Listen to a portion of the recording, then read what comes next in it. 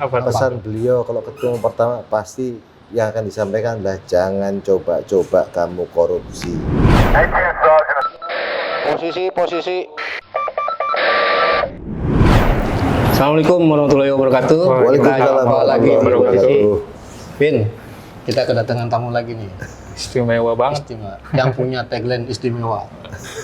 Ya, hari ini Pak Rudi, kita sebut namanya ya, Pak Rudi sudah hampir satu tahap lagi untuk ditetapkan menjadi Bupati Bogor terpilih.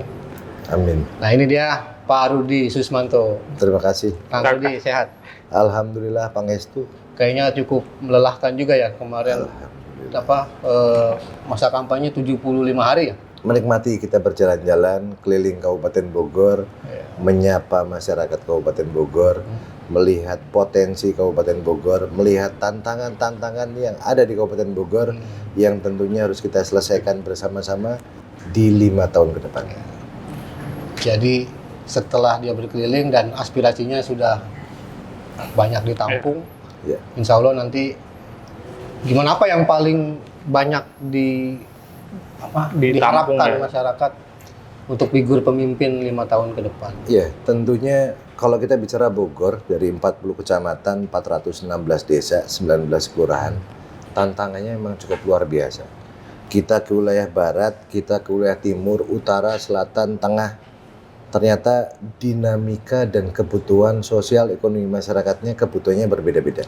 Kebutuhan infrastrukturnya pun beragam, berbeda-beda.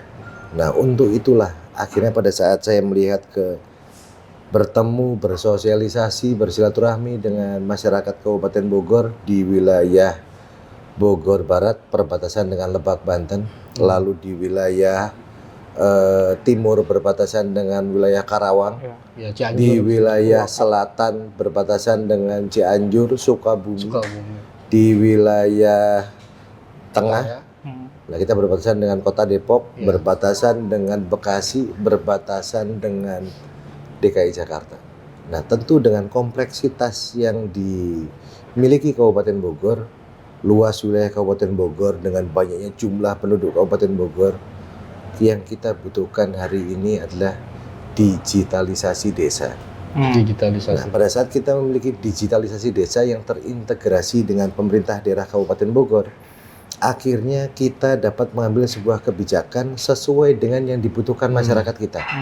Contoh, mungkin beberapa minggu terakhir sempat viral. Ada beberapa warga masyarakat, ada satu warga masyarakat yang tinggal di, mohon maaf, kandang ayam atau apa kemarin. Dipindahkan masyarakat oleh Kabupaten Bogor. Masyarakat Kabupaten masih ada Bogor. ya? Kalaupun masih ada, kami berpikir bahwa bisa jadi kepala daerah tidak tahu. Bisa jadi mungkin camatnya pun tidak tahu. Karena apa? Kita tidak pernah punya data digital desa yang update. Kita tidak pernah punya data sosial ekonomi kependudukan masyarakat Kabupaten Bogor yang update. Kita bicara data kemiskinan berdasarkan hasil survei 1 tahun sekali.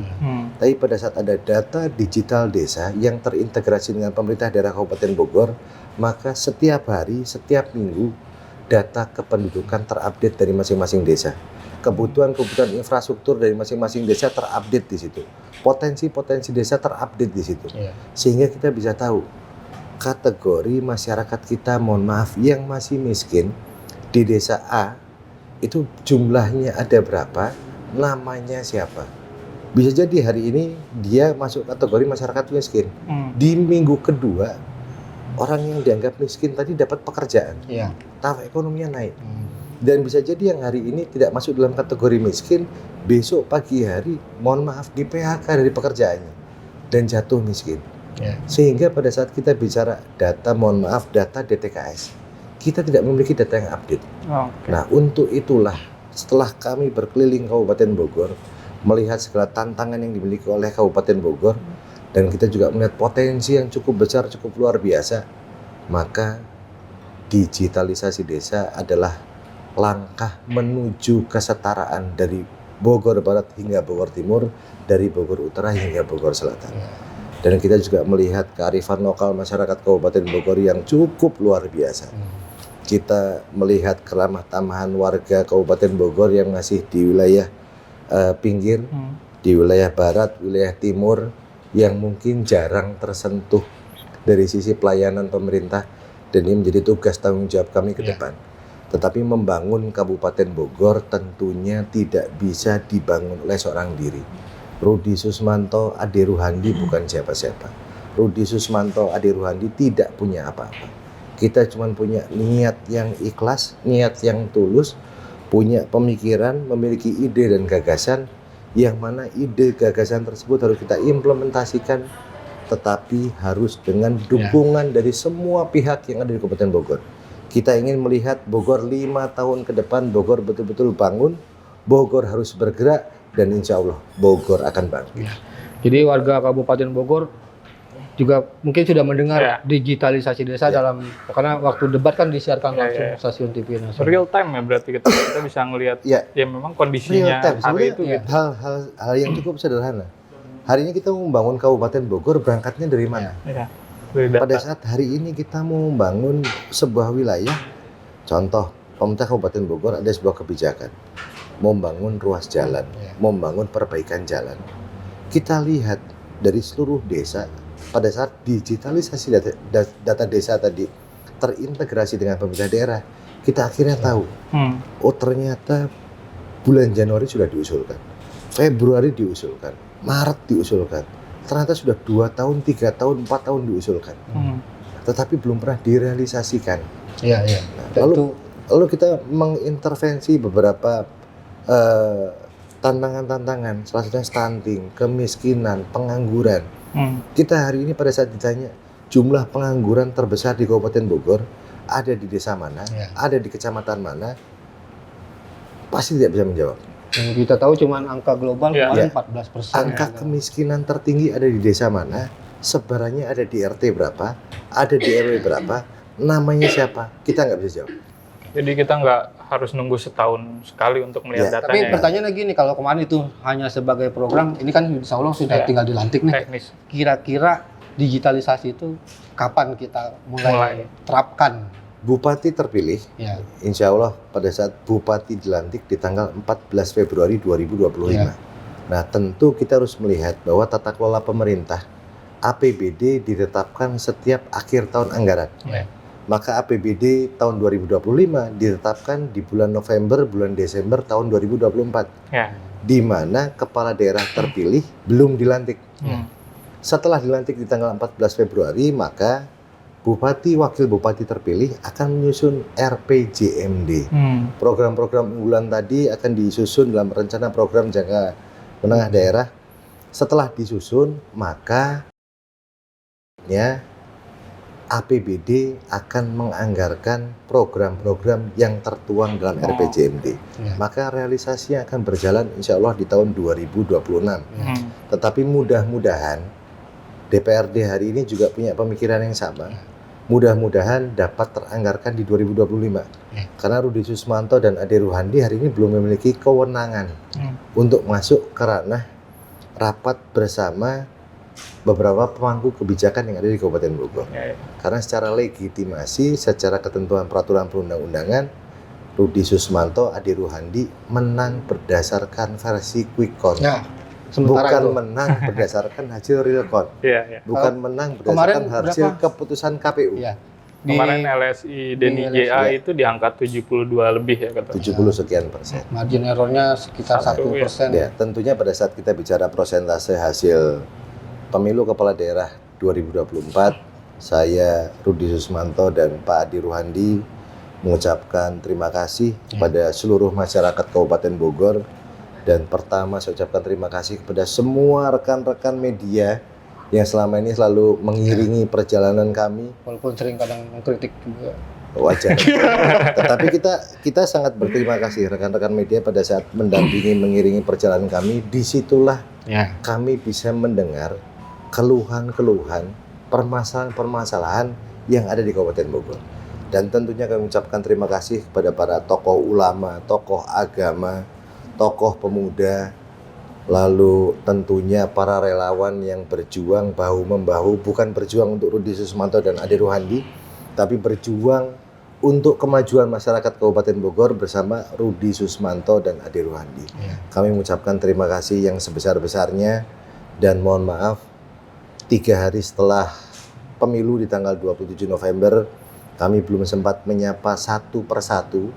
Maka untuk mengefektifkan kami dapat menyapa, kami diundang podcast, kami hadir minimal bisa menyapa sebagian besar para relawan dan tentunya terima kasih kepada seluruh partai koalisi pendukung paslon 01 dan yang betul-betul saya mengapresiasi, terima kasih kepada Bapak Bayusah Johan, Bapak Musyafaur Rahman, Partai Demokrasi Indonesia Perjuangan. Kita berkontestasi, mengadu ide dan gagasan yang terbaik untuk membangun Kabupaten Bogor. Ide-ide beliau cukup luar biasa. Beliau juga menunjukkan demokrasi yang sehat, demokrasi yang sejuk di Kabupaten Bogor, dan tentunya kami sangat berharap dapat bermitra membangun Kabupaten Bogor ke depan bersama-sama dengan Pak Bayu, Pak Musa, dan PDI Perjuangan.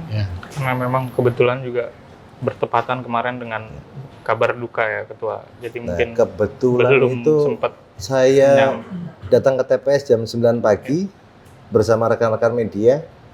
Kita selesai nyoblos, ngopi, makan bareng. Jam 10:30 saya diinformasikan ibu mertua kondisinya semakin kurang membaik. Jadi sudah terbayang itu 3-4 hari sebelum hari terakhir. Selesai berkeliling jam 2 malam. Jam 2 malam saya mendampingi di rumah sakit sampai pagi. Pagi saya berangkat lagi. Dan memang Tuhan mentakdirkan pada saat pencoblosan di tanggal 27 November 2024 beliau berpulang. Jadi saya mohon maaf yang sebesar-besarnya, belum sempat mengucapkan terima kasih, belum sempat menyapa kepada para relawan, para pimpinan partai koalisi, seluruh jajaran partai koalisi, para tokoh ulama, para tokoh agama. Saya mohon maaf belum sempat mampir bersilaturahmi kembali. Tapi insya Allah, walaupun insya Allah nanti kami dilantik di tanggal 14 Februari 2024, tapi momentum bulan Desember, Januari kita efektifkan untuk berkeliling kembali Kabupaten Bogor. Kita melihat potensi-potensi yang ada di Kabupaten Bogor, kita melihat permasalahan-permasalahan yang ada di Kabupaten Bogor, sehingga di tanggal 14 Februari 2024 kita dilantik dan dapat mengemban amanah masyarakat Kabupaten Bogor dengan beberapa persoalan yang sudah kita terima dan kita dapat tindak lanjutnya segera. Amin.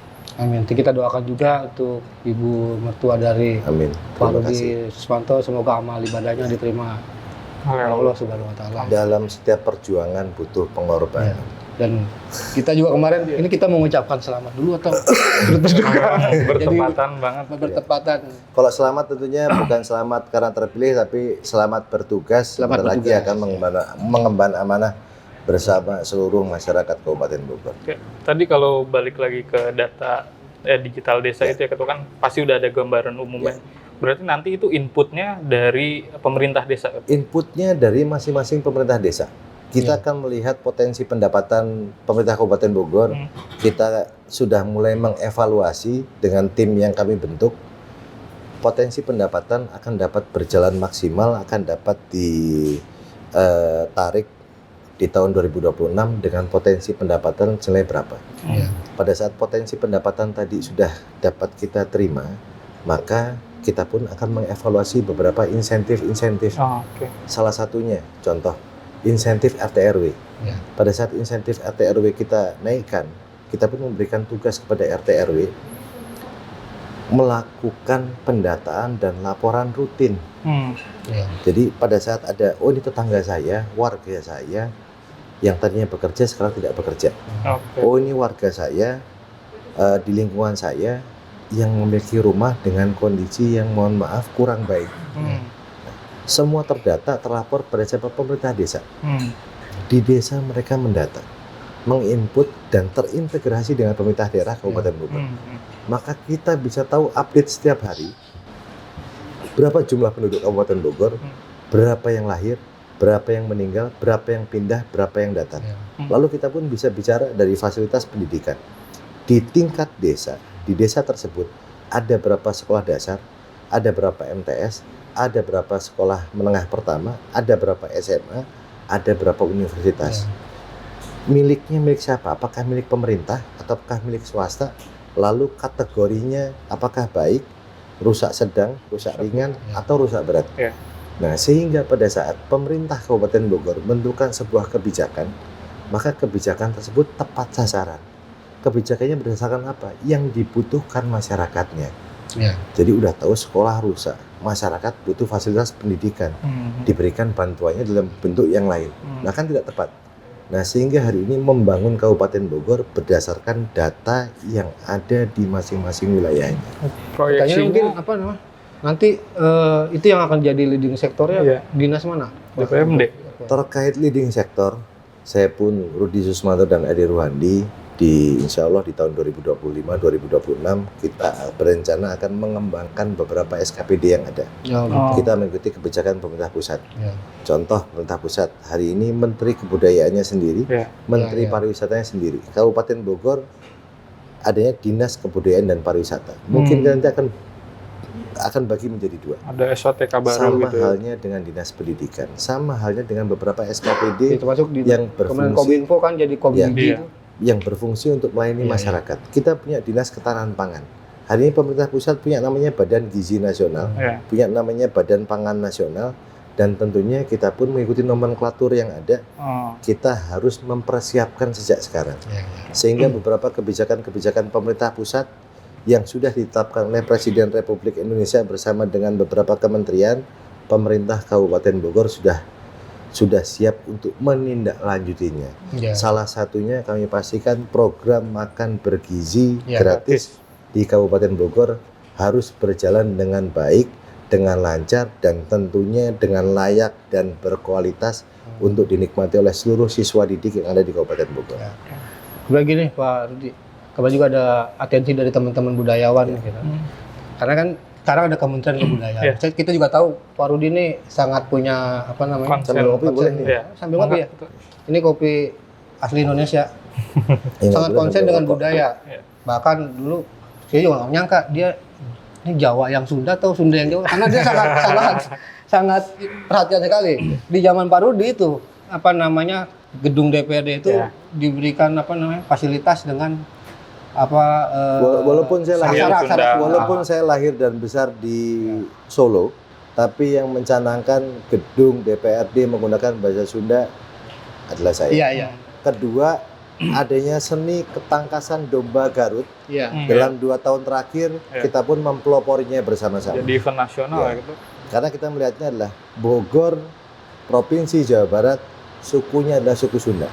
Walaupun di dalam Kabupaten Bogor masyarakatnya cukup heterogen, beberapa suku ada di Kabupaten Bogor, tapi kita tidak boleh meninggalkan cikal bakal budaya yang ada di Kabupaten Bogor. Nah, kira-kira nanti program apa yang akan dicetuskan lah? Pandangan ketua ke depan saya akan sudah berdiskusi dengan Menteri Kebudayaan Republik Indonesia. Kebetulan orang Bogor juga kan? Kebetulan orang Bogor, dari Dapil Bogor, beliau punya cita-cita bahwa di kepemimpinan beliau dan kepemimpinan saya kita pingin di Kabupaten Bogor punya museum, itu pertama. Lalu kedua, Bogor ini 60% adalah anak-anak muda. Kita merencanakan gedung kesenian kita renovasi, mungkin ya mirip-mirip Jakarta Theater. Lahan kosong masih luas. Di situ kita akan bangun namanya Creative Hub. Untuk anak-anak yang punya muda. Di Indonesia mungkin baru Kota Bandung. Solo, Bogor, penyangga ibu kota, wilayah aglomerasi, Presiden Republik Indonesia tinggal di sini. Kami pastikan 2026 insya Allah Bogor punya Creative Hub, dan kita punya rencana untuk melakukan beberapa penataan kota.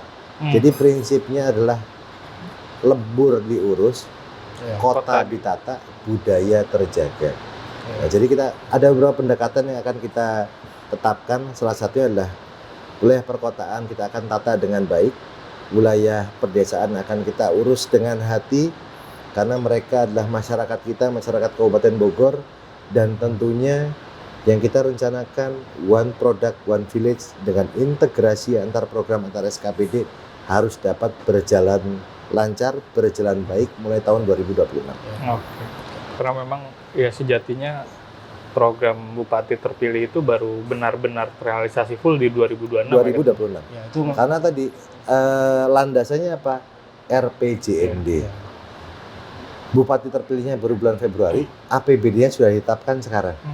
Nah, sehingga program-program prioritas yang akan kita laksanakan, kita tidak mungkin bisa memasukkan program di tengah tahun anggaran berjalan, menyalahi ketentuan peraturan perundang-undangan. Siapapun bupati, siapapun gubernur pasti melakukan pola yang sama. Karena pada saat setelah dilantik, RPJMD langsung disusun, setelah disusun maka programnya dijalankan untuk diselesaikan di 5 tahun pemerintahan kita bersama-sama. Tadi yang menarik juga ternyata ya rekan sejawat Pak Rudi juga banyak yang di pemerintah pusat ya, dan bahkan juga Alhamdulillah yang kita tahu bersama kan Pak Rudi punya kedekatan khusus dengan Pak Prabowo gitu. Artinya ada harapan untuk membangun itu tidak hanya bersumber dari APBD ya. Artinya, tetapi kita tanya Pak Prabowo sudah tahu Pak Rudi jadi pemenang, tidak lapor. Alhamdulillah di hari pertama beliau mengucapkan selamat. Oh, siap. Saya mau melapor secara langsung di hari pertama, kebetulan ibu mertua meninggal. Jadi di hari pertama belum bisa, di hari kedua beliau berkegiatan di Jakarta. Insya Allah besok hari Minggu saya akan ketemu dengan beliau. Ada pesan yang mungkin sudah disampaikan sama Pak? Kalau pesan beliau, walaupun saya belum ketemu, tapi saya sudah tahu betul pesannya apa. Pesan beliau kalau ketemu pertama pasti yang akan disampaikan adalah jangan coba-coba kamu korupsi. Pastikan kamu memimpin Kabupaten Bogor melahirkan pemerintahan yang bersih, bebas dari korupsi, kolusi, dan nepotisme. Dan di momentum bulan Desember, bulan Januari, kami akan berkomunikasi dengan beberapa pihak swasta yang ada di Kabupaten Bogor. Kami akan mulai mengajak di program 100 hari kerja pertama kami sangat berharap para pengusaha yang ada di Kabupaten Bogor, pihak-pihak swasta, berikanlah hadiah terbaik buat masyarakat Kabupaten Bogor. Hadiahnya bentuknya bukan uang, tapi berikanlah beberapa pembangunan infrastruktur, baik dari fasilitas pendidikan, fasilitas ibadah. Mari kita bangun bersama-sama Kabupaten Bogor di 100 hari kerja pertama pemerintahan Rudi Susmanto dan Ade Ruhandi. Artinya memang sudah disiapkan untuk 100 hari kerja itu? Kami sudah mempersiapkan program 100 hari kerja pertama. Yang terdekat dengan sini kita di depan Cibinong City Mall, Simpang Daralon. Pada saat program 100 hari kerja kita akan lakukan land clearing, lalu kita akan jadikan zona hijau kawasan taman untuk dinikmati oleh seluruh masyarakat Kabupaten Bogor. Lalu jalur Tegar Beriman mulai dari Lawang Kori kita akan perbaiki, lalu beberapa penataan kawasan di wilayah Cibinong Raya. Lalu yang kedua, di program 100 hari kerja pertama kita akan langsung melaksanakan pembuatan master plan Bogor Barat dan Bogor Timur. Ingat, ibu kota Bogor Barat dan Bogor Timur akan kami selesaikan di tahun 2025. Sehingga pada saat kita bicara pemekaran wilayah, kita sudah pasti akan menetapkan di mana titik ibu kota, di mana kantor-kantor pusat pelayanan publik. Dan ini pun menjadi angin segar bagi dunia investasi. Siapapun mau berinvestasi di Kabupaten Bogor, jangan lewatkan di mana titik kita akan menentukan ibu kota Bogor Barat dan Bogor Timur. Jadi dari luar Bogor yang mau berinvestasi di Kabupaten Bogor, wilayah Bogor Barat, Bogor Timur masih terbuka cukup luas. Pada saat titik ibu kota sudah ditentukan, silahkan. Jadi bentuknya sudah master plan di Kabupaten Bogor. Jangan sampai terlewat. Artinya ketika moratoriumnya sudah dicabut, tinggal gas gitu ya Pak? Pertama, kalau moratoriumnya dicabut, kita sudah mempersiapkan dari sisi infrastruktur tahapan. Ibu kota sudah kita tentukan. Jadi kalau investor mau masuk ke Bogor, masuknya nanti terlambat. Keburu tanahnya habis dibeli para investor yang lain. Nah, hari ini segera beli tanahnya di Bogor. Pada saat beli tanah di Bogor, walaupun harganya masih murah, pendapatan retribusi BPHTB akan masuk ke pemerintah Kabupaten Bogor. Itulah tujuan kita menetapkan ibu kota Bogor Barat, Bogor Timur, dan untuk Presidium Bogor Barat, Bogor Timur, ini wujud keseriusan Rudi Susmanto dan Ade Ruhandi terkait daerah persiapan otonomi baru. Maka kami mengambil langkah ini adalah wujud persiapan pemerintah Kabupaten Bogor terhadap daerah persiapan otonomi baru. Yang kedua adalah kita membuka iklim investasi yang baik pada saat titik ibu kota yang sudah ditentukan, maka di tahun berikutnya kami akan segera susun perencanaan pembangunan jalan ke titik ibu kota tersebut. Maka pada saat jalannya sudah dibangun, ekonomi akan hidup, ekonomi akan tumbuh.